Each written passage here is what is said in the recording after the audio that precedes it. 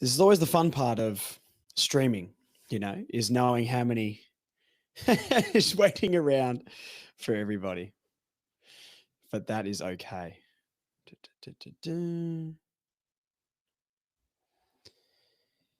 What a night. Rumours around North Melbourne.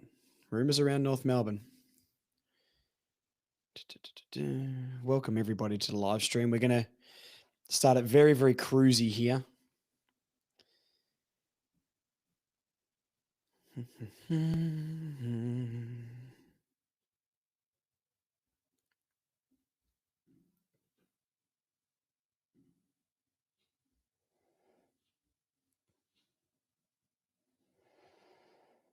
All right. Doesn't tell me how many people are watching for some reason on here, so maybe I have to look on YouTube. Why doesn't it say? Everyone watching, put a comment in the chat so I know that this is coming across all right. That would be very, very helpful. Where's the bloody button that showed me how many people were watching this thing live? Anyway, it'll be fine.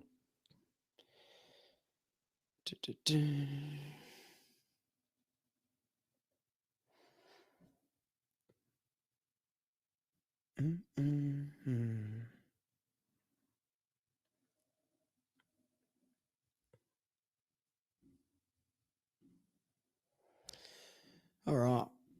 So, look right here. Interesting. So, everyone's saying hello in the thing here. Okay. This chat is not coming up for me on my third-party program. So, let me see if I can open up YouTube here and I can maybe read the comments.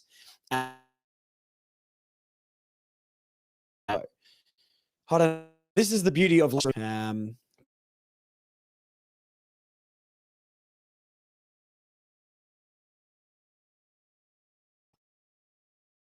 we can look live. So I've got it up on my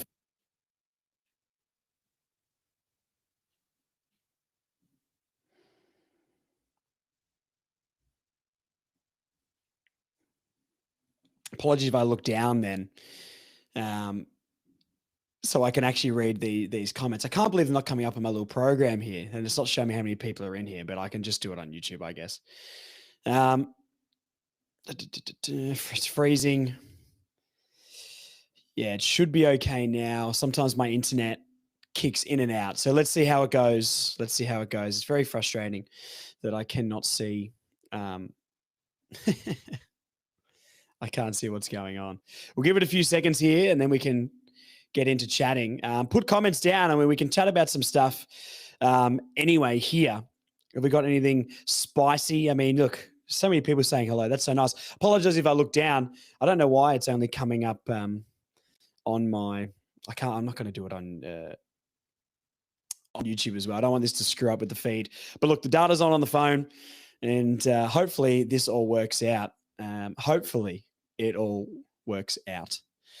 Anyone else see that apparently Jake Lever was roaming around Arden Street today? It's a little whisper that I've seen floating around on the internet. Put those things in the chat, everybody, if you can. I usually put people's questions up, but once again, I'm really sorry. I don't know why no messages are coming in. I'm going to type a message in this chat and see if it fires it up. I'm just going to type hello, and we'll see if this actually works. Hello. Now, does this come up on YouTube?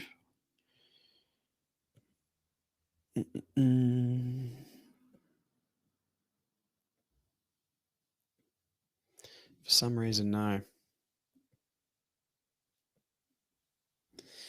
As long as you guys can see me, I think we'll go like this, just so we're all happy. So, look, I can read. I've got your comments and things on my phone here. I'll be able to look at that, and we can have a little chat. And then, yeah, I'll post the link up, and you guys can potentially join. But there seems to be a little disconnect between things here. But what we're going to do is we're going to kick this off. We have Brighton is going to be joining us first here, and then we'll see if we can get this link working. And anyone else who would like to jump on can do so. So, look, let's see how the connection goes. This is all fun with the live streams. We'll welcome in Brighton and see if this all works here. Here we go. Brighton, have you got me, mate? You there, man? You got me? No, I don't have you. You don't have me?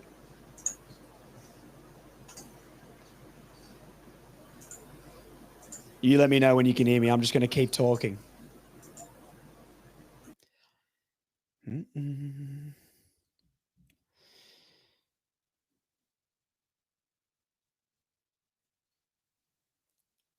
While Brighton's sorting that out here, Caleb Fife, I asked Jai at our captain's run in Hobart if we can make finals next year. He said, hopefully.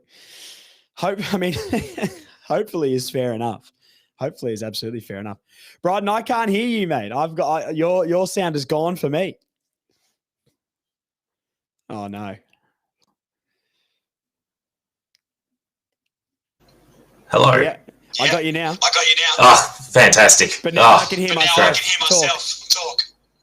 You can't hear yourself talk now. I can hear myself in the background of yours, so it's coming back into my Oh, no way. Oh, this is terrible. I don't know how to fix that. I'm having enough tech issues here, not getting the chat up. Oh, no way. So my voice must be coming through your computer, not through your headphones. Yeah.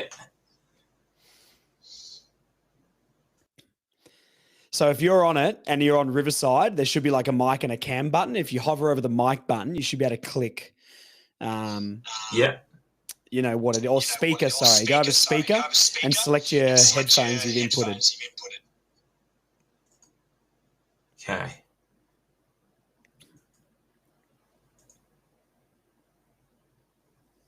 Don't know if this is working at all. Can you still hear me?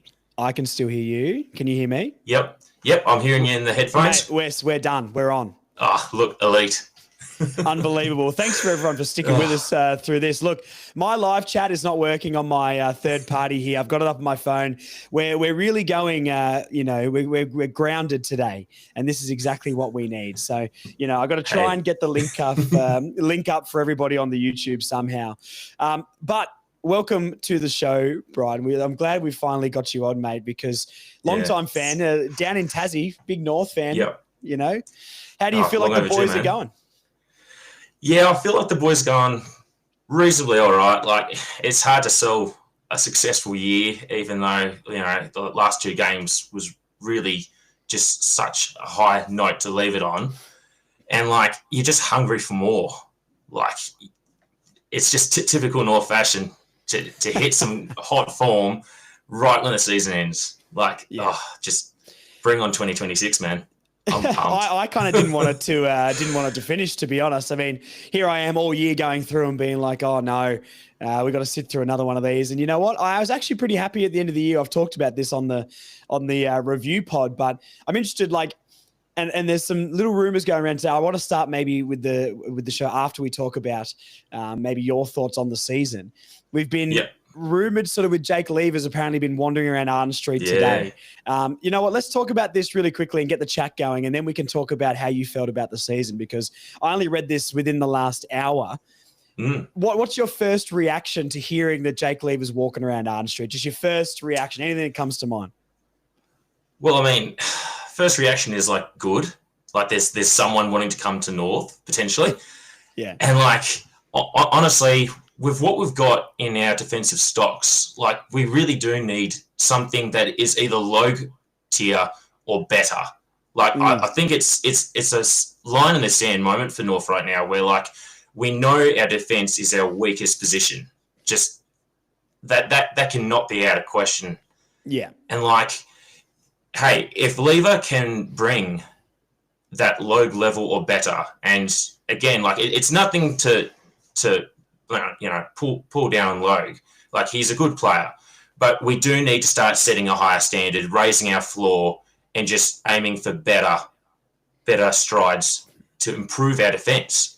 Is that the sort of player that you think? Because I'm reading some of the comments on the post. The North Melbourne Shinboners, I'm sure we all follow it. They're very, very reliable and do good stuff on social media. So shout out to them. If you don't follow them, absolutely go and do it.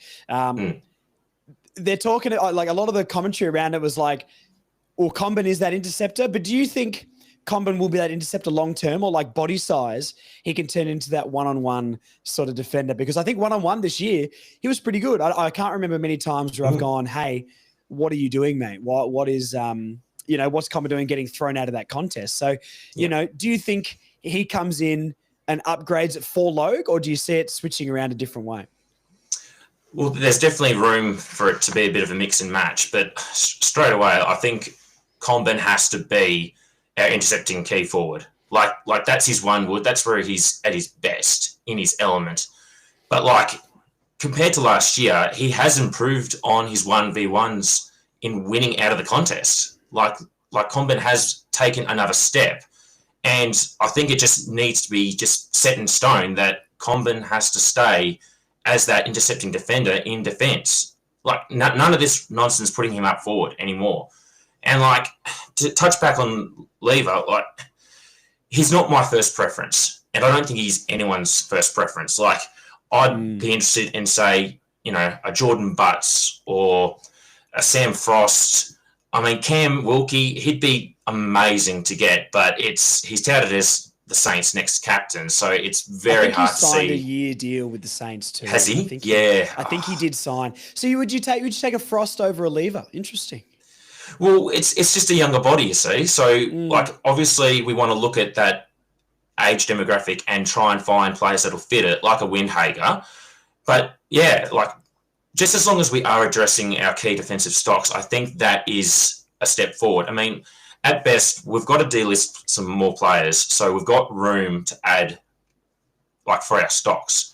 And Lever's like a year older than Logue, so really, it's just if anything, it's going to increase our depth. And for those times where Logue is out of form, we have the capacity to hold him accountable. And I think that's probably more important than ever. Like, we've got to hold ourselves to a higher standard. And yeah, like I said, Lever's probably not the best upgrade or option, but we need to keep turning over this list and just, injecting some sort of a competition for spots. And I think holding ourselves to a higher standard, that in itself is a step forward and not a step back. Yeah. Yeah, for sure. I think, let me read out a few of the comments here so we can keep this going. So Dan P, hey guys, do you think Will Dawson can be the gun key defender we need? I mean, do you believe in him in that way, Ron? I do. Absolutely, I do. Big shotty.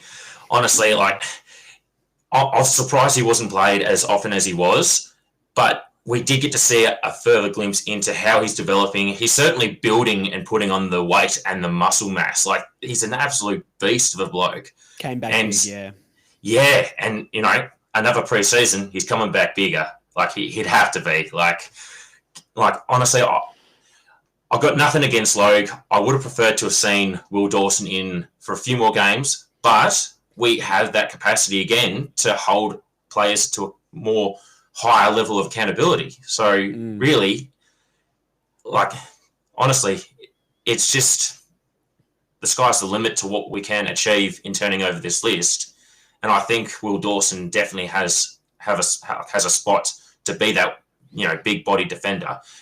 Again, he's a young player, so he's got some time to develop, but hey, you can't develop much more than when you're in the AFL at the highest level. So it's true. I always think about, like, is our timeline on, and I think long-term, yes, but from what we expect next year, is Dawson on our timeline for next year? Like, do you think he can come in and be that defender we need next year? Or is someone like a Lever who's like 29, 30 years old, the right step? And, Dawson playing under Lever, Lever's a premiership player. He's been one of the best defenders in the league at his peak when he was there. Yes, an intercept, but he's got the smarts. He's played with Mahine. He knows what a good system is. I just feel like maybe we put too much pressure on Will Dawson to come in at 19, 20 years old and be that guy when we also expect to jump up the ladder a little bit. And I'm not sure those two things always go together. So would it be a thing where we give, Lever like probably like a 3 or 4 year deal realistically? I know we'd want to give him maybe 2, but realistically, I don't think he comes to North unless he gets 3, maybe 4 years. But as long as he knows you've got the next couple of years are yours, Dawson is your understudy, almost like, Finbar or Cooper Trembath now under a Darling or something. Yeah. And then you can take over. You go and get that guy's spot, and he gets that little bit of security going forward, but can also teach our defense. Is that the role you would sort of want, if he did come in, want him to play, or whatever defender we got, would you want them to play that role? Well, absolutely. I'd want them to play that role. And I think by having a lever, like that's kind of the catch-22. Like you wouldn't play Logue and Lever, in my opinion, in the same lineup. You'd want one at least playing, and then if you could have, say, a Will Dawson and a Charlie Comben, yes, that's probably a bit taller, but at the same time, you're giving Will Dawson the exposure and the protection of a more mature body who knows where you have to be, and he can fill in the gaps where Will Dawson's lack of knowledge is. And if Will Dawson isn't playing, for example, well, then you got a Logue to take his place, or even still, you can have Will Dawson learning off a Logue or a Lever in the VFL. So really, it's a catch-22 that just pays its way forward, because you've got the experienced mentor still helping Will Dawson's development at whatever level it will be. So, I think there's definitely a place for it. Yeah, for sure. Blake's family adventures here only played 8 games this year. He could be injury worries. Yeah, that is true. Do we know what the injury was? Do you know? Or if anyone in the chat knows, please put it into the chat, because I'm not exactly sure what it was. But I think in a way, I mean, maybe I'm trying to spin it positive here, but you'd almost want him to be there, and if he does get an injury, at least we've got a Dawson to come in. I think it'd be good around the club. I agree with what you said before. I think I'd rather a Butts. I think he would be someone that I would much rather go after, but I'm not upset if we did get a Lever. And at least as fans, we can be happy and positive that we're in full swing right now. If that is true, that Lever was walking around Arden Street, I'm excited, not just because maybe it's Jake Lever specifically, but we clearly know the areas that we need to fix. And we're going after it very, very early. I mean, it was like a week ago we played our last game and we're already into this sort of stuff. And I'm sure they've been planning for months. But as a fan, it makes me pretty excited. If anyone knows the injury as well, please let me know. What else have we got here to sort of talk about? P. Bowler says, we're okay with contested ball, but need to learn to score off turnover, as well as stop making skill errors like miss handballs when we've won the contest and trying to get a chain of possessions. I mean, it's so true. But I think that comes together with when you've got a defense behind you that you can really, really trust. I just feel like that's going to be the way that it works. Do you know what I mean? Yeah, absolutely. Hypothetically, if we got Lever, are you rolling with the 3 key defenders? Are you going with Comben and Lever, or would you use Lever as that third, get rid of a Logue and maybe go Pink, Lever and Comben? What would you ideally do? Yeah. Well, there's definitely a place in the 3 key forwards. And I think for what we saw of Toby Pink and his own emergence this year, we've got to have a smaller key defender that can just be a bigger body and, push his man off the mark, so then he can, get the ball out and just give us some form of movement. Because, the moment we start kicking the ball across the ground and not progressing it up forward, that's just our goose is cooked. We're absolutely stagnated, and we just, we get the life sucked out of any momentum. And, honestly, we need to have that outlet, and whether that means that our mids need to start leading up more or just presenting some more options.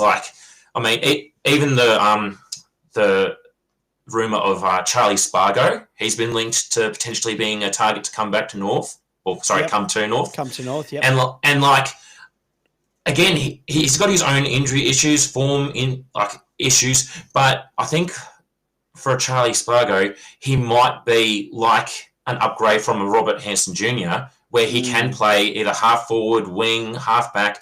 We just need some sort of pace to provide options, give us that outlet, and just to run and carry that ball and just move it up the ground. Because the game has changed so much in the past 5 to 10 years. And honestly, you cannot afford to be slow. You've got to be clean. You've got to be precise and just move that damn pill up the ground. Yeah, absolutely. I mean, that's our thing, though, isn't it? Like, I think we got a lot better at that when we were on. Everyone knows I've been a fan of Dylan Stevens, and I think he did a good job of getting that ball off the defenders and trying to progress it forward. Not everything he did was perfect. Not everything anyone did was perfect, to be honest. But Yeah. It all started like, Spargo's an interesting one. Do you know how old Spargo is? I should look this up, but he'd be like 24, 25, I think. Yeah, mid-20s, maybe mid to late 20s. He was pretty young in that premiership year, wasn't he? And that wasn't even that long ago, to be fair. Yeah, I mean, does someone like that, and not necessarily Spargo, but does someone of that ilk, like these players who have maybe shown they're good AFL players, dropped off a little bit, now we can pounce. Does getting that type of player excite you? Or do you, because I know in the chat and, just comments online in general, people are going to be like, oh no, he's not in form, so we don't want him. It's like, we're not that club yet. We can't just go and pick any player we want. Does that sort of profile of player who's on the outer excite you as a fan? It's hard because beggars can't be choosers, and frankly, we are at the bottom of the ladder. Like, there's no sugarcoating it. And like, we'd all love like a Marcus Winhager, or even to harken back to some yesteryears where we were targeting like a Dustin Martin, Josh Kelly. Josh Kelly. Like, my God, we'd love to have those players, but really, we're ranked like 18th as a destination club, man. Like. We've got to. We're above West Coast. I can guarantee. Oh no, right now. Yeah, we are above West Coast. Oh my God, wet toast. My God. But honestly, beggars can't be choosers, sure, but that doesn't mean we can't be selective in who we approach and still be, like St Kilda are right now, ruthless in our approach. And you never know. Like, you go after enough players, you'll get some heads to turn, and once you get people's heads turning, it's just about selling it. And frankly, if people don't want to come and be invested in what we're building, and it's a hard sell, but those people that do decide, I'd like to go to North and be a part of building it from a club at the bottom that's got to actually work the hardest to get to the top. Like, it takes a lot to join building though, right, as well. And that's what I've loved about like all this Clarkson sacking chat, which, I think most fans, the internet is not, what I've learned in my 3 years of podcasting so far is the internet is not the best source of what most fans think. And then when you talk to fans, even is through message or you meet them on the streets and that sort of stuff, it's most people love Clarkson and can see what he's doing. And we're second year in a row. Marnie made a great point in the, review last year where no one's asking to leave. And you can see all these other clubs losing people. Look at Carlton at the moment. You know what I mean? Like, people want out of there left, right, and centre. And you've got no one causing a fuss for North Melbourne trying to leave at the moment. I think that's the thing Clarko does. And you're right. Can you get a player like a Spargo or a Lever and find their form back in a new system, new lease of life? I mean, no one rated Darling. I mean, I loved the Darling signing personally, but no one really wanted him. And he's come over, and now we're all just like, wow, this guy's done so much for our team. And I think like a Lever can do something like that as well. Just to get to a few more of these comments here. I like this one. Where was this one here? Anthony Ugoni. Sorry if I ruined that last name, but whiskey poured, fireplace roaring. That sounds nice. And listening to the gospel, happy day. Well, that's what I like to hear. I hope everyone's got a stiff whiskey right now. I need one, to be fair, but I'll be passing out on the stream. I'm not getting cancelled tonight, Brian. I tell you what, who knows what I'll say. Have we got anything about the injury? Okay, Blake's Family Ventures again. Thank you for contributing in the chat, Blake here. He had ankle surgery earlier in the year. I think anything is a plus. As you said, we know the area we need to fill. An ankle injury. Okay, well, you know what? Like, nothing soft tissue is good. Ankles can heal. We've seen Comben and stuff like that. And I think he's only 29, Lever, as well. So like you pointed out before, beggars definitely can't be choosers. But I also I don't think this is a signing where we should just be like, ugh, no, he's done. We're not getting anyone in their prime. A couple of years, 2-3 years with Lever there, Will Dawson can take over that when hopefully we're pushing towards finals. I like the sort of sound of that. And once again, there's not going to be defenders lining up to come down to North at the moment. So if we can get a player who's been at those heights, a premiership player, has been a key part of a very good defense when they were good, I don't know. I don't think I'm going to say no to that. Dan P hates it though. Hell no to Charlie Spargo. When he's got another comment down here, don't need another small forward who doesn't score goals. Already have Constanti. Well, look, yeah. What's it like? Maybe I should look up a couple of his numbers here. I don't know how many goals he has scored. Charlie Spargo. Let's have a look here and see if I can find some stats. Because I'm not going to pretend that I watch heaps and heaps of D's play. I mean, just on the AFL site, 25 years old, 172 centimeter sort of forward. You know what? Yeah, like what Dan's saying. You know, if true is, I agree. Like, do we need another one of those type? We need someone who's going to come in and show a point of difference. I mean, I think realistically, we all sort of agree. Maybe Robert Hansen, if everyone was on the table to be delisted, maybe Robert Hansen would be first over like Payne, Harvey, and that sort of stuff. Even though it's funny, like he got a contract for a reason, I guess. But it's just how we all feel right now. Maybe it's because he didn't play, but interesting. Put in the chat, everybody who's watching. Would you take Spargo? Does something like that excite you? Does it show goals here? Hang on. I'm trying to find out how to navigate the AFL site. But look, if you've got a point to make here, Brian, please feel free. The floor is yours. I'm going to look at some stats. Just to touch base on the inaccuracy of Spargo, and like that's kind of another problem that we're aware of at the end of the year. Like we are quite inaccurate in our disposal, and like our ground ball gets is honestly atrocious. Like we just lack that cleanness to be able to pick up the ball and dispose of it efficiently. And if anything, that's in our defensive structure. Like those should be the two biggest things that we should be working on throughout this preseason. And like, honestly, I don't care how Clarko does it, whether he's got like the footies drenched in water before we're like training with them. Like we've got to do something to address our inability to take the ball cleanly, because like we tied out that, and we don't have to do that extra one or two handballs, or, you know, we can actually take the ball efficiently and move it. You know what I mean? Like it's just so deflating to see us fumble at the ball. And like, honestly, like we absolutely demolished the Tigers down at Hobart. But, you know, if that was against, say, a Brisbane for a second time, they wouldn't let us get away with that. Like you've got to take those chances when they arise. And like we know what our problem is, you know? I agree. I mean, look at these numbers here. 10 games this year and only 1 goal. So, that's maybe not sticking out to me too much. I mean, his best season, 18 goals from 25 games. So he's never kicked a goal a game. Maybe not then. Maybe not. I mean, look, not that I was crazy hot on him in the first place, but I don't know. Maybe not then. Yeah, you're right. Is it going to be another guy who gets 10 disposals, maybe kicks a goal every month? And this is where and this is where the luxury comes in, where it's like, okay, so we got someone wanting to come to North potentially. You know, we can assess all the evidence to tell us the contrary of why we shouldn't.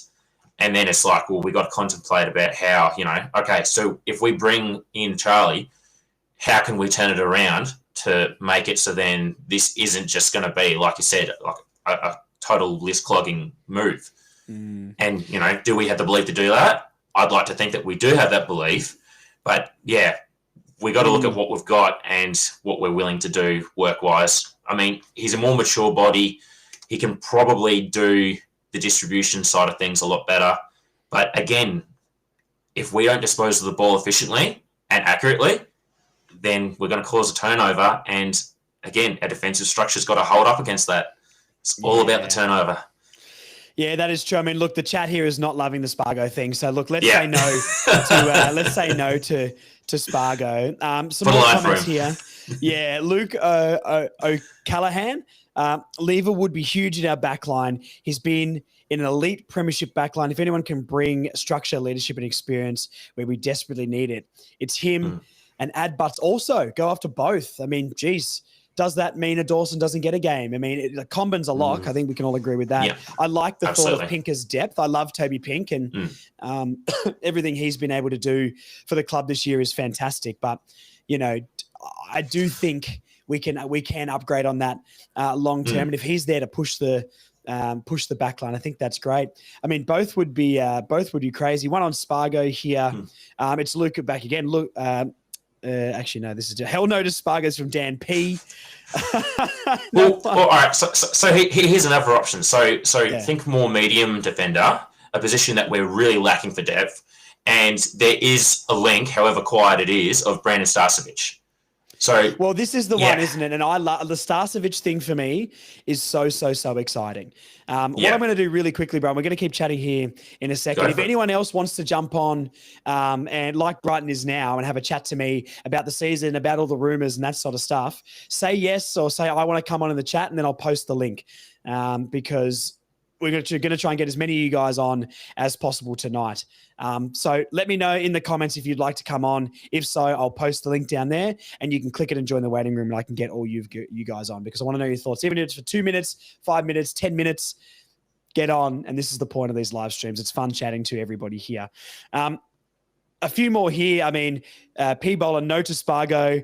I looked up Lever, rolled his ankle against us round 2. He's 29, maybe could be the Jack Darling of the back line, which, that's a fantastic point. King David, the question is, will he improve our list? I guess that's to Spargo. And you know what? My gut's telling me no. My gut is telling me no at the moment. So the Starcevic thing is very interesting.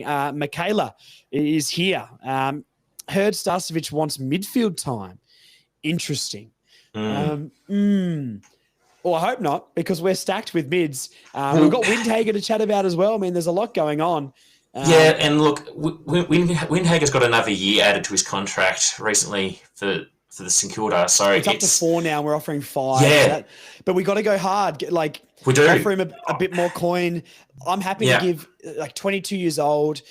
I've chatted to a few Saints fans at the barbershop about this, and I always think this is a really good gauge of it, because you're out in the wild. You're not on footy platforms. You're not going to get all these heated opinions. Side note here, I'm just going to post the link in the chat for everybody here.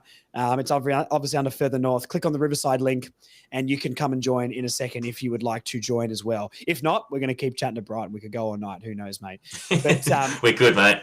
Yeah, there's always I'm going to need a drink. That whiskey actually will come in quite nice. Yeah, look, the Windhager thing does excite me. The Starcevic thing excites me. And if we got a Butts or a Lever, I would be really, really excited. Yeah. The Starcevic thing, he's probably the number one for me, although I do understand the concussion issues. I still think you just slap a helmet on him and get him down in that back line, as far as I'm concerned. Yeah. I mean, the strong rumors are obviously West Coast with him. Why you would go to West Coast right now, I've got absolutely no idea. If you want to rot your career away, I guess he's got his flag, might win another one this year, and then you can go and never be spoken about again down at West Coast, I guess. But surely North Melbourne is a better proposition. I mean, we're gonna front up with some cash. I think there's a little bit more cash to throw around than people like to give it credit for. Look what the Saints are doing. And I don't think they're dumb enough. Teams shouldn't be dumb enough to splash all their cash without knowing they've got a little bit in reserve. You know what I mean? So 1.7 for a ruckman. Well, that is crazy. But I do understand that the smaller clubs have to throw out more coin to be able to get people in. So look, Starcevic would absolutely be a big one for me. We're going to do so many podcasts about this, so I don't want to put out my thoughts on it too much. I'm going to dive into the numbers. I'm going to do more analytical style podcasts for all the rumors very, very soon, because all that heats up. But yeah, it's exciting that this stuff is sort of coming around. But is it false hope? What do you think's realistic for North Melbourne in this upcoming trade period? Do you think we can go out and get a Windhager, Starcevic, and a Lever, say, or a Butts? Or is that too, am I dreaming? No, you're definitely not dreaming. If anything, dare to dream and then go forward, I seriously think that we're in a place now where people can see that, all right, we didn't win 7 or 8 games like people were expecting us to, but we have linear progress. We have won some more games. We have gone up an extra ladder position. It's very small, and I am sounding a lot more optimistic than I probably should be. But there has been a measured amount of progress. And then, for me, I think any new recruit you bring in, you kind of like, it's a bit of a theory I've got where you have like a 1 year tax where you can't expect them to be firing on all cylinders in the first year for draftees or players you're trading, because it's a completely new environment, new club. They're going to have some time to adjust and teether a bit. Now, the chop out with that is Darling and Parker. They've got the experience, so they're just firing on all cylinders because they've got the know-how. Now, next year, honestly, I actually wouldn't be surprised if Darling and Parker can actually improve what's around them more and then some, really.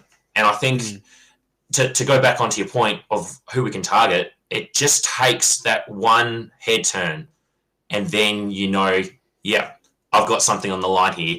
Let's reel it in, Do you think the last couple of games for us would have showed the outside world that it's worth coming down to North at the moment? Absolutely. Well, we actually saw a structure from the midfield work. We were actually being efficient in our ball movement, like transitioning the ball out of defence into the forward line. Like, we were on the hunt, like an actual literal hunt against the top of the ladder Adelaide Crows in that last game.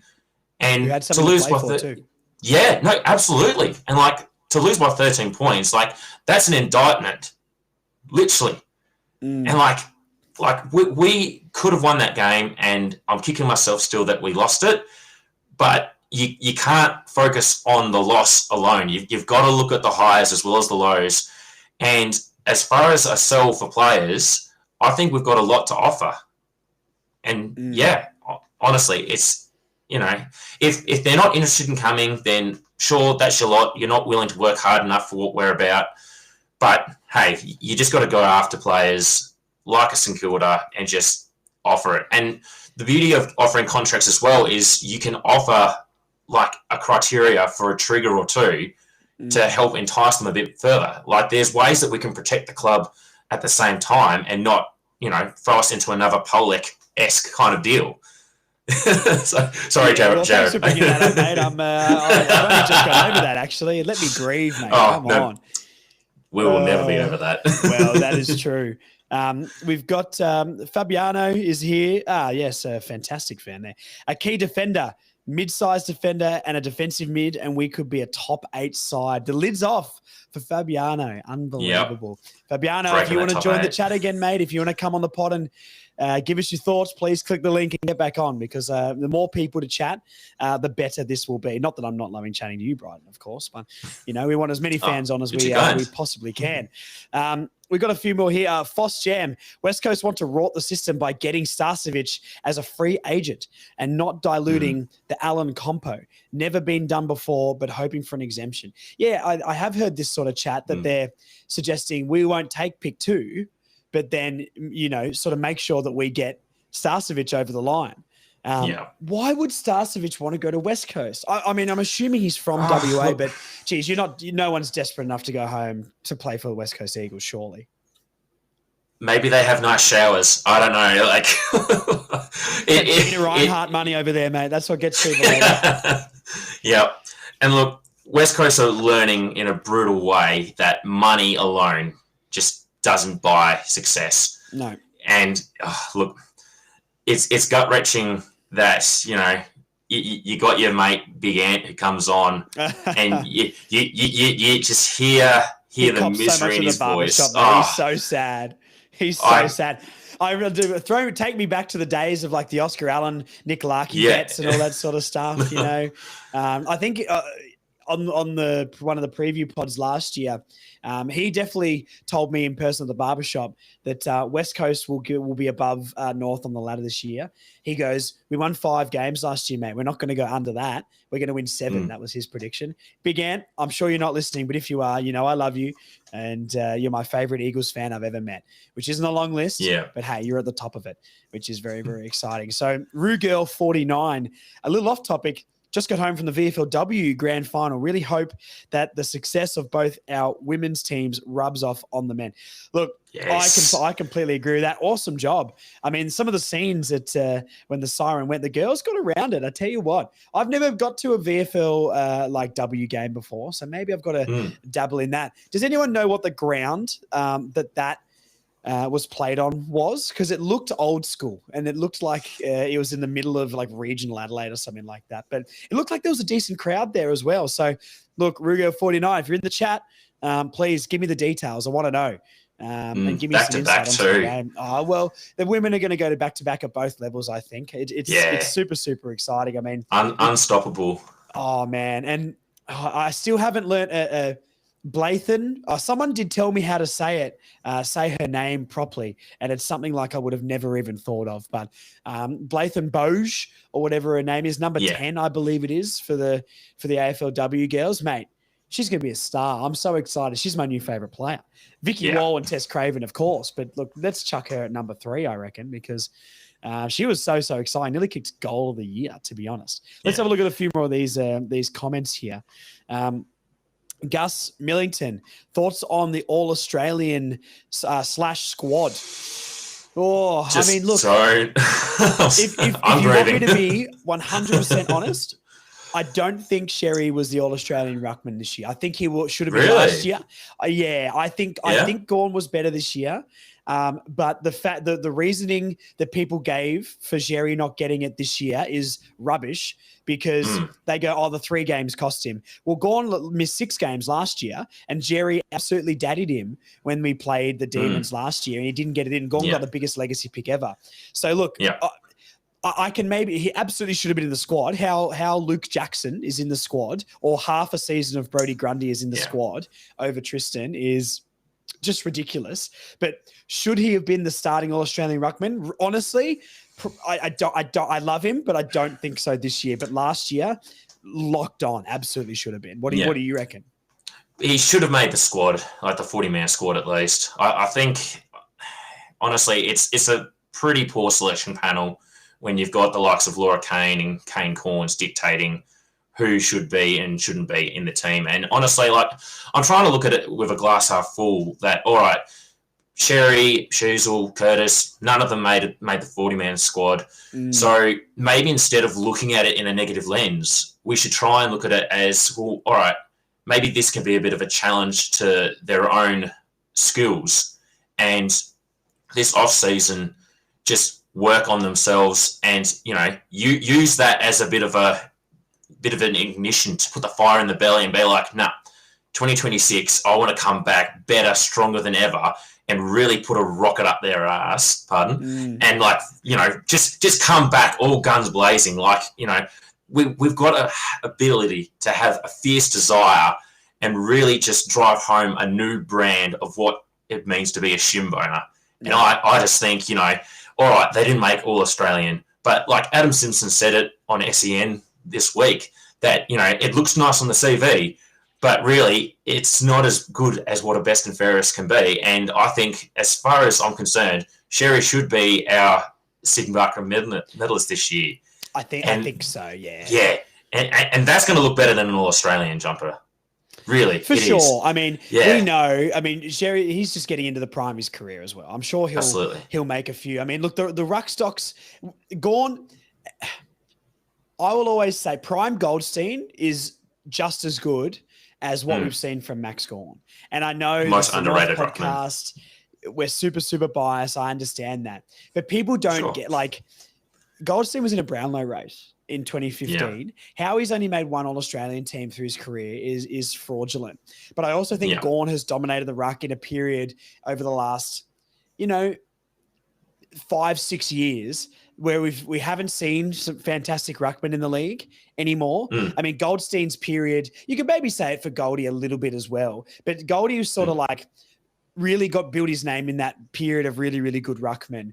He sort of carried it on. As a tap ruckman too. Yeah, for sure, and sort of maybe changed the way ruckmen play. But I'm trying to think who the ruckman competing with Gawn for his whole career sort of have been. I'm not trying to talk down Max Gawn at all here. He's an absolute legend of the game. Oh, absolutely. But I don't know if Max Gawn is an 8-time All-Australian ruckman, and ruckman in general. I mean, I don't know. I don't know how I feel about it, but he gets a lot of legacy picks, and I think I think it's a little bit average. Really quickly here, Rugo's come back in Port Melbourne ground. Interesting. Cheer squad moved to the end at North. We're kicking in the last quarter. I love that. That's awesome.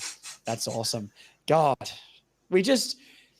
we just win cups, don't we? It's what we do. Yeah. It's just Can't stop us, man. Except with the blokes. I mean, we never win. But hey, one day we're coming. Yes, absolutely. And again, Clarko pulled down the walls at the club to expose all of us to that success, because we don't want any of that losing mentality. You know, we want success. We've got to bleed that. Yeah. And honestly, if the men's side can feed off the women's success, then I'm all the more for it, man. Absolutely. Yeah, I mean, we need to get all the girls to the games. I'm sure they're probably studying and very busy in their lives. But hey, get them down to Bay 29. We'll have the whole women's team in Bay 29 and we'll just go nuts. I could absolutely imagine Tess Craven leading a Kanga. I think that would be fantastic. You know, I'm absolutely there for that. I mean, some people are commenting here. That Bandy guy, Bont, missed games this year and he was on the bench. Yes. Bont, though, but I do understand. I mean, Jack Kurt has said Sam Darcy played 16 and still got in the squad. I mean, that's rubbish. 60, yeah, true. He was out for a long time, wasn't he? That's garbage. Yep. 16, you can't get in an Australian squad with 16 games. But then, that Bandy guy also, Sherry's only 26. He could make it next year. He could make it for many, many years. I'm just going to roll through a few of these comments because lots are coming in. Don't forget, guys, the link is in the chat. If anyone else would like to, I'll put it back in here. The link is in the chat if anyone else wants to jump on. It would be nice to chat to a few people before we sign off. I'm going to sign off maybe about 8 o'clock. So 15 more minutes. If you want to rapid fire, 5 minutes each for a few more people, feel free to jump on. If not, all good. There'll be more live streams. But if not, me and Brian will continue to go here. So let's see here. There was someone telling me how to say the name of the my favorite new AFLW player. Here we go. James Peng. Think her name is pronounced Blahim. Oh, that's cool. I like that. Blahim Boj. Oh, is that the coolest AFLW? It's got a bit of cult hero name to it. Yeah. Oh, man. Do I have a new favorite player? We'll get her on the pod. I think That's so, the man. goal. Yeah. That's the goal. We're the other badge. Well, look, absolutely. I should go buy some badges, actually. I bought sporting souvenirs, do badges on the internet, and I got like a 15% discount for my next order. So I've got to go and order some of those. I don't know if they would have the new badges in stock, though, for the W season. But look, James came back in. What a name. Yeah, absolutely. We've got some more comments here. Michaela's back. The girls are always at the home games. I see them there often walking in. Where do they sit? Fantastic. Are they in the court box, medallion club? Got to get them down with the scum in Bay 29. Yeah, that's right. You know what? Actually, next year, Tess Craven and me, we're absolute besties. So we'll see if we can get her down into Bay 29 for a game. I think that would be fun. What else have we got here to talk about? P-Bowler Darcy, 48 goals in 16 games. Making the squad was okay. Yeah, you may be right. Surely you got to have a certain amount of games, though. It's kind of like the NBA. You got to play like 60 games or 66 games or something to qualify. And if you put up 30 points a game but only play, 40 games, is that enough? But I see what you mean. I mean, 48 goals in 16 games is ridiculous. So, look, fair enough. But, hey, justice for Trembath. He should have been in the All-Australian squad. I mean, nine in 3 games. My guy. If we're going off the logic of Darcy, maybe Trembath should have been in the thing. Trembath is sending tremors through the comp right now. Honestly, he's got me hooked. Tremor bath, you reckon, mate? I see what you did there. Yeah, terrifying. Honestly, and look, again, it just shows like that was without Larky and Zerha. I mean, oh yeah. How do you see our forward line shaping up round 1 next year? Like I know it's a fair way out yet. Yeah. But I think it's fairly self-explanatory until you get to the smalls. But I mean, I would love to see the Darling Larky Trembath combo. I really think Darling's got more to offer, to be honest. So I love what he's doing, and I really think all the Darling chat at the start of the year really frustrated me. People saying he's going to play 12 games, 15 games max. Absolutely not. He played nearly every game, and I love what he did. Next year, I think that's maybe more realistic, especially if Trembath comes on, and maybe Darling would have done that if we had someone, be a little bit more, or push for selection a little bit more. I think they're the 3 that I would start with. Obviously Curtis, obviously Bull. Yes. If we're going no signings, I'd persevere with Constanti, to be honest. Yeah, and that's part of the way I'm going as well. And the only reason I say that is because I think he's got a lot to his game His kicking is rubbish, and every time he goes to kick a goal, I think he's going to kick a point. Like every time Charlie Comben lines up a goal, I'm like, incoming 1 point. You know what I mean? So, but I think you can fix kicking. You know what I mean? That's something I think you can fix. Yeah. So I really I would persist with him. Cooper Harvey, if he was just a little bit smaller and quicker, I mean, that's the guy, right? Geordie Payne. Leads some goals too. Yeah. I mean, you got and Banch. It's either Banch or Constanti for me. I think they're the two. I love what Cooper did, and I want him to play, but I don't see him as that roving threat. Cooper as a sub could be awesome. Maybe what we thought Eddie Ford could do, or off the bench, I think he can be a rotation piece. If he's playing well and deserves it. But I don't know. I think that's probably the mix I would like to see. Do you recruit like a small? I'd still like to try and recruit. And I know this wasn't a crazy name, but Malcolm Rosas, I think from the Suns, that type of player, get someone and see what they can do. I'm not saying that they're going to be any good. I don't think he played much at all. Like Liam Henry went to the Saints and now they're trying to get Liam Ryan over there. A Liam Henry type, get someone there with a bit of zip who's actually played games and see if they can do something. But that's probably the way I would do it. I'll just look at a couple of comments here and then we'll get back to you, Brian. Sorry. You're right. Anthony Ugoni. Zer's best season in a non-contract year. Am I being unfair? I don't know what you're being unfair about. Did you not rate him, Anthony? That was amazing year. Yeah, I mean. Career best. Yeah, absolutely. Zerha had a lot to prove for everybody as well. Zerha had massive things to prove. And the pressure was on, And massive respect doing this. A player who does that in the first year of their 5-year deal wants to be at the club. You know what I mean? He's not doing invested. the Jake Stringer thing where he's, putting the feet up and not trying anything. Yeah. He's clearly invested. So look, I don't know. Give me your take in the comments there, Anthony. Did you not rate him or do you not think his year was the best? Let me know what you mean by that. But, Jeff's best season in a non-contract year, and that's massive ups to him. Jam, Adelaide went and got Darren Burgess, the ultimate fitness guru. Look at them now. Who's our current fitness coach and why aren't we targeting the best? Well, fitness thing is a difficult one. I think we've been decently fit, to be honest. I know our backline suffered a little bit, but they're players who always have little niggling injuries. I don't think we're a team that gets a lot of injuries, to be honest. I think we get a normal amount of AFL injuries. Like he's never been injured before. Zerha's was a freak thing. That's not to do with training. We're not getting heaps and heaps of soft tissue stuff. The calves for Coleman Jones and for Goda, a calf is so common after an Achilles injury. So, I don't think we can blame it on the medical stuff. I think overall we're pretty good. I wouldn't be too stressed about that. That Bandy guy, I wouldn't mind getting Roses into the club. Yeah, I mean, that's the type of player that I'd like to give a chance to. Absolutely. Because, that's maybe what we thought like a Robert Hansen would be. But Robert Hansen, when he's got the ball, I think uses it well, but he hasn't got heaps of goal sense. Yeah, and I think the issue is that Clarko's looking at players and they've got their primary role, but he's also wanting to look at them with a secondary role. And I think that's probably why we're opting for a Darling as our backup ruckman. And frankly, like Money hates it. I hate it, but it's probably our most efficient way because we just need someone to just chop out of the ruck for 15, 20% of the game and, get by. And the moment Darling steps out of our forward line, where's our backup ruck? Heaven forbid, we are not putting Larky as our ruckman. Yeah, that is a bad idea. No, never again. So it's no Charlie Comben either. No. Oh God, just none of our players that we. As far as I'm concerned.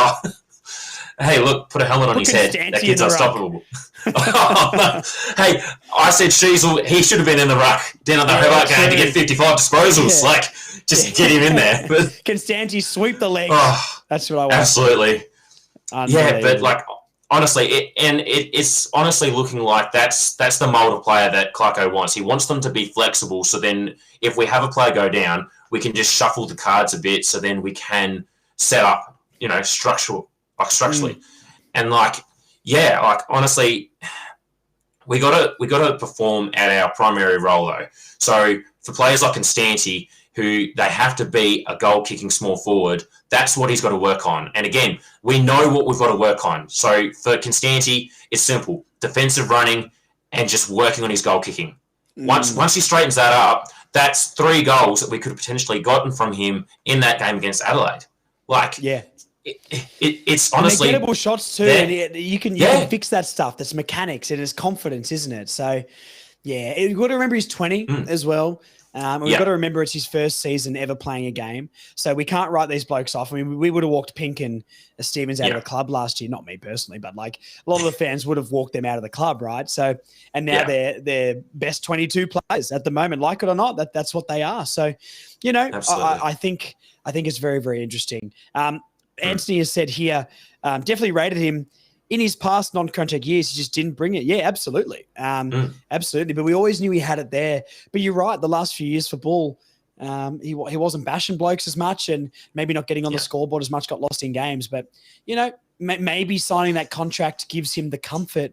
Yeah. And now he can just play his footy and all that sort of stuff, you know? What do you think about that? Like, well, I think Zerha also, like, we know he's great from that King of Marvel game. And, like, I wouldn't say that he played every single game like he was the King of Marvel, but he was consistent above all else. Like, he remained relevant by running up and down the ground. Like, he was laying a shepherd, giving just that physicality, that raw physicality, and presenting himself for options. Like, you don't tell Bull what to do. He tells you what to do. Like, he's literally like a forward general for us.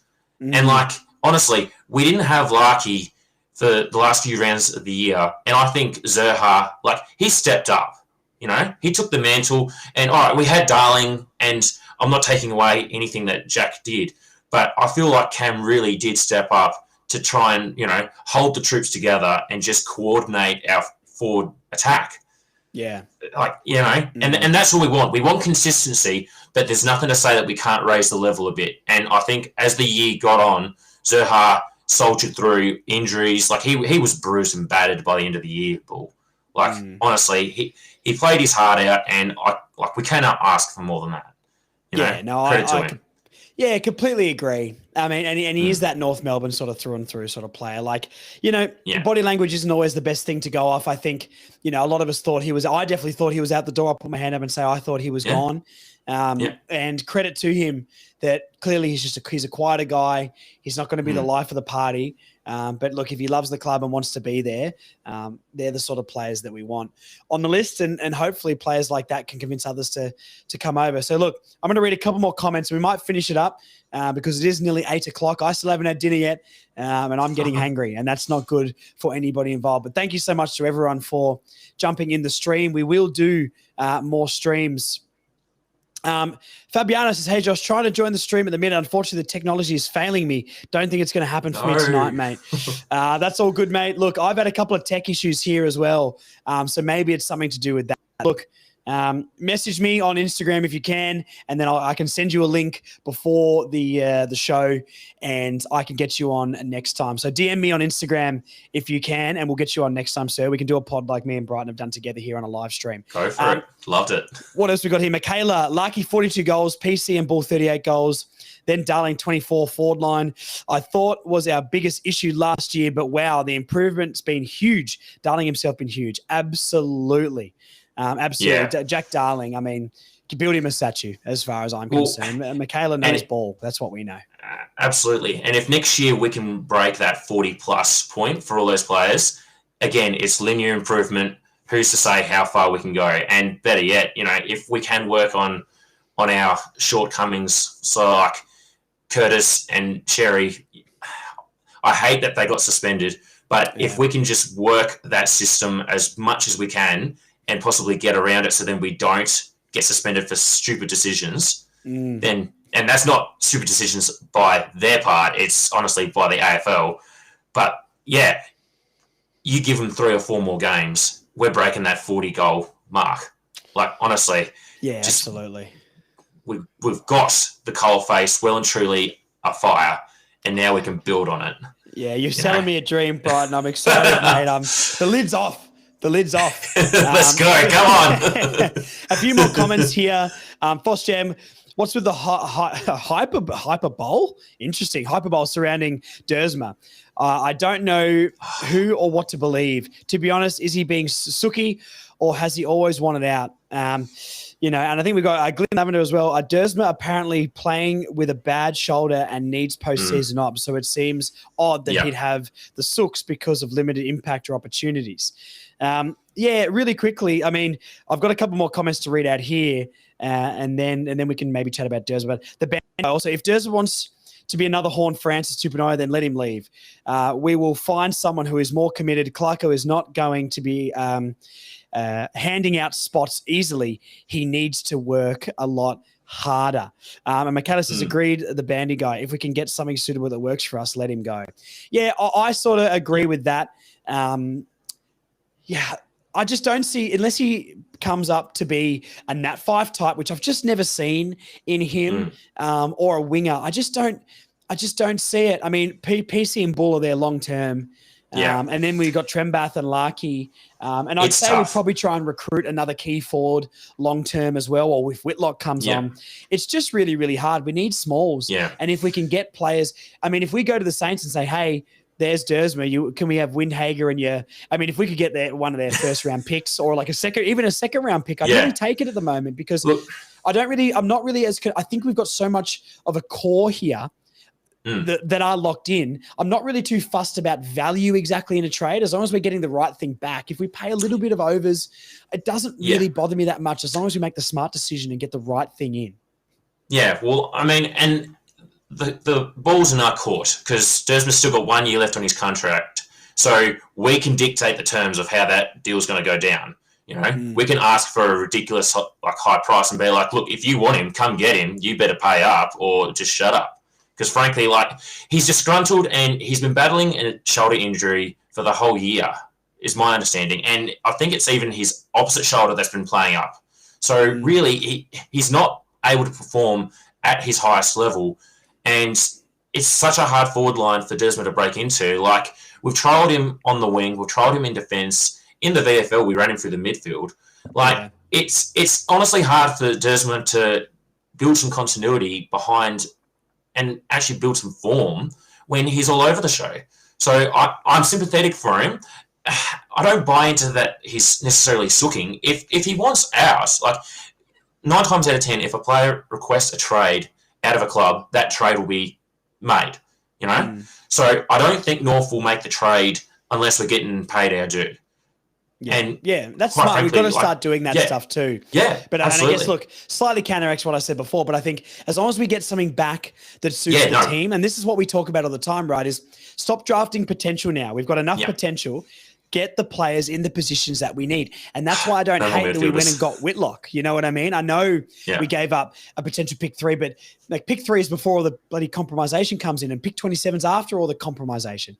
Last year's draft's a mega draft. This year's draft sucks. So, I'm just not too fussed. I know maybe on paper it doesn't look great, but I don't know, man. I'm not too fussed about it. Look, I'm going to read out a few more here, and I think we've got to finish it up because I'm genuinely, I need some food in my belly. I mean, look, my lovely partner is Colombian, and she's cooking me up some sort of Colombian meal, mate. And I can smell it from here.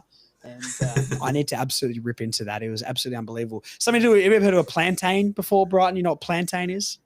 Plantain, no. No, it's like a weird, savory banana that they you can mash up and fry and all this sort of stuff. And we're having something to do with that, mate. I mean, look, I don't think they've come to Tassie yet, to be honest. I definitely never knew about them when I lived down there. So, look, it's all I know is it's delicious. But look, there's a lot of people saying thank you in the comments, and I really thank you to everyone who has tuned in to this as well. And obviously, thank you to you, Brian, for coming on and chatting to me for so long. But I'll just read out a few of these last comments here before we finish up. The Bandy Guy, thank you, Josh, for doing this. Thank you so much for tuning in, my friend. Kangalotto, I missed this, but apparently he's coming in for a haircut through the week, Thursday for a fresh cut. I'm excited about that. That's going to be fantastic stuff. Anyone else who wants to come for a haircut, Black and Brown Barbershop in Mitcham in the eastern suburbs of Melbourne. Brighton, if you're ever up, you know where to come to get a haircut too, my friend. Mate, thanks, Josh. Yeah, absolutely. Anthony, love this, Josh. Thank you. Fabiano says, sounds good. I'll see you in the DMs, mate. Look, I really, really appreciate everyone tuning in. Jam, Josh is fading away to a shadow, and you're not wrong. I'm pale enough. I don't have enough melanin in my skin, melatonin, whichever one it is. I don't know which one's the sleep and which one's the sun thing, but, look, all I know is when I get a little bit hangry, I get a little bit nutty. And I am hangry right now. All right, we're going to do more of these in the future. I'll try and do one a week. It depends on my schedule. I mean, I work so many hours at the barbershop, and sometimes I'm tired. Thank you so much, my friend. Look, thank you for joining me. Genuinely, it's been awesome to chat. And look, I'm sure we'll get you on for another one in the future if you're happy to come and chat north. Absolutely, man. Pleasure's all mine. Sounds fun to me. Absolutely happy to do it. Michaela, thank you, Josh. Jam, Josh is fading away. Fabiano, thanks for another one, Josh. Can't wait to get in on the future ones. You'll absolutely be on, Fabiano. Thank you so much for that. Brighton, don't hang up the call just yet. I'll stop the stream and I'll chat to you really, really briefly off camera. But thank you so much for everyone for joining the second live stream. If you like it, please let me know. I want to know what you guys want from live streams as well. So, look, I always would love people to come on and chat to me. If you guys aren't too keen, let me know what else you would like to see me do as part of live streaming. I'm open to doing it. I'm here now. People seem to like it, but it's new to me. I'm a 30-year-old man. I didn't grow up with these live streams and that sort of stuff, but I know it's the new thing. So tell me what you would like out of live streams. All right, I'm going to stop the stream here. Brighton, I'll chat to you in a second. Thank you so much, guys, for coming on. Go North. There's a lot coming. Listen to the review pod for 2025 if you can as well. It's out on YouTube. That was a massive one. Joel and Marnie. It was actually one of the most fun podcasts I've ever done. Yes. I think us three get along so well, and we had a good laugh. The triple threat panel. Some things. Yeah, that's right. It hurt us, and we go through some trauma. And we are going to be doing a podcast over the weekend about who else should we delist before they are announced in the coming weeks as well. So stay tuned for all of that. All right, I'm just rambling now. We're going to finish it up. Brighton, thank you. I'll chat to you in a sec. Everyone who's tuning in, thank you so much for coming back. We'll see you guys soon on Further North. See you later. Good job.